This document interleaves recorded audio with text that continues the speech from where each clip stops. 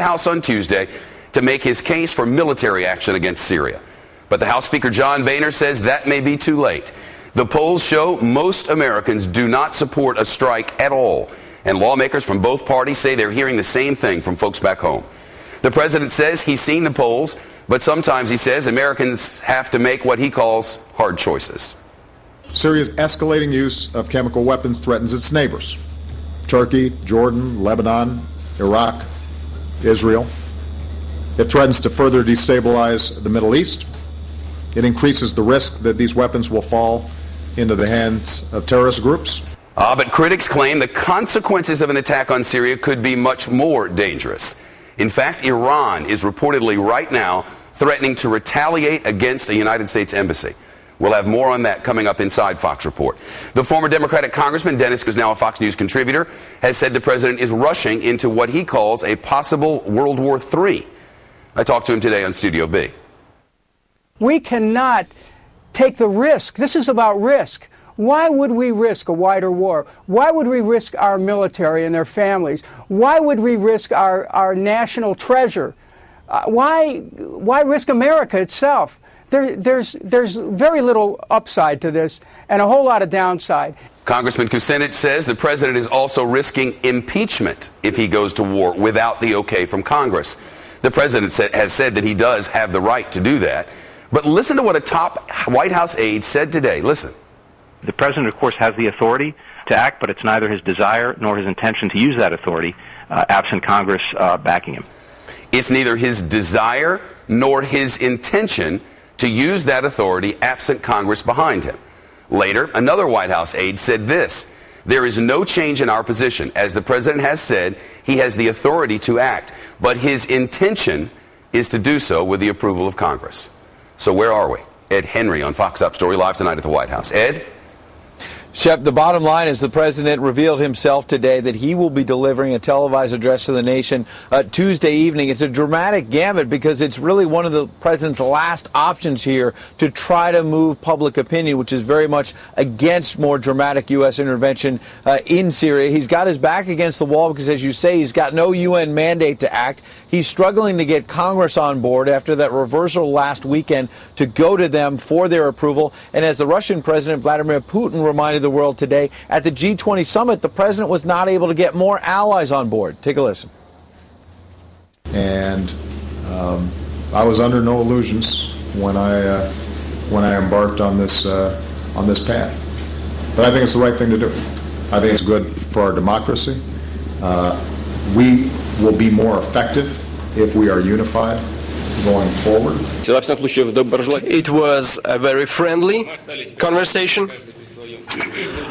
We stick to our guns. Everybody remained with his position. We stick to our guns, as in nothing has really changed in the U.S.-Russian relationship on that point. Now, Speaker John Boehner's office today praised the president for finally coming forward and saying he's going to deliver this televised address, something Boehner has been calling for several days now. But the bottom line is Boehner's office suggested it may be too late next Tuesday. They think the speech should have been this week, possibly, because they say they could have changed more minds on Capitol Hill because anger has been growing around the country. Take a listen to this exchange at Senator John McCain's town hall meeting last night. How much is the life of American servicemen worth? To me, it's worth a whole lot more. Sir, there's no contemplation of putting a single American serviceman or woman in danger. You can say that now, there's but not. I'm telling you there's not. I know, but I'm telling you there's not, sir. Okay, so that is not an argument we can have. It's not going to happen. Now, the president's advisors are confident he's going to be able to move public opinion once he grabs a bully pulpit because he's been able to do it on other issues before. But the bottom line is, if he does not succeed in that mission, he doesn't really have any more levers to move Congress, move public opinion, and that would then leave him with that decision we were talking about, the White House aide Tony Blinken was talking about. If Congress says no, will the president act unilaterally? Not a clear answer today from the White House. That would be a big monumental decision for the president to make. Certainly would. Ed Henry from the White House tonight. Ed, thank you. Meantime, the Pentagon, or I should say Russian lawmakers, say they will not be visiting the United States after all. They say they were hoping to convince congressional leaders not to approve a strike against Syria, but the House Speaker John Boehner and the Senate Majority Leader Harry Reid refused to meet with them. Meantime, at the Pentagon, requests to change military plans, not once or twice, but more than 50 times since the president first spoke of a limited strike. That's what a senior Pentagon source tells Fox News today. But the White House is now pushing back on reports the administration is considering expanding its battle plans, including the use of powerful B-2 and B-52 bombers. And the White House says there are still no plans for boots on the ground. Jennifer Griffin with that part of the story live tonight at the Pentagon. Jennifer? Shepard, by asking Congress whether he should strike Syria, the president has opened himself up to the advice and potential veto of 535 generals. And now the head of Syria's Supreme Military Council is weighing in, urging the U.S. to hit hard if it hits at all. We think that if there will be a very light strike that will harm revolution, we like to see a very strong strike against Bashar al-Assad regime and the units of the regime and the Hezbollah units inside Syria. The president pushed back on the idea that the military mission itself is expanding, despite reports that the Pentagon may consider using airstrikes. That report is inaccurate. I believe that when you have a limited proportional strike like this, not Iraq, not putting boots on the ground, not some long drawn-out affair, not without any risks, but with manageable risks, that we should be willing to bear that responsibility.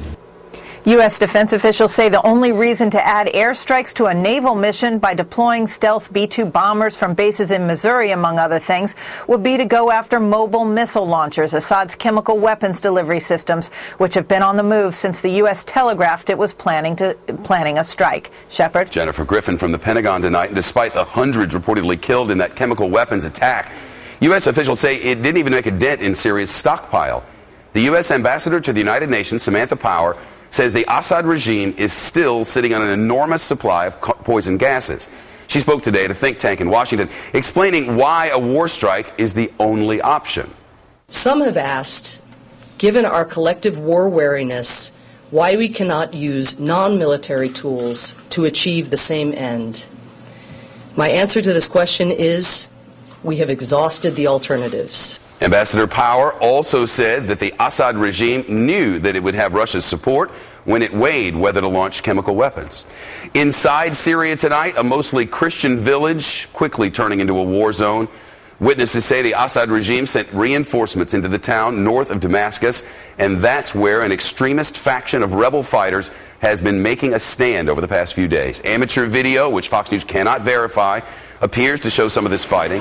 The al-Qaeda-linked group reportedly stormed the town a few days ago. It's home to two of the oldest surviving monasteries in all of Syria.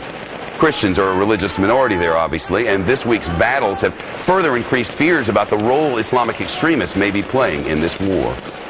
Tensions over Syria rattling the markets here at home.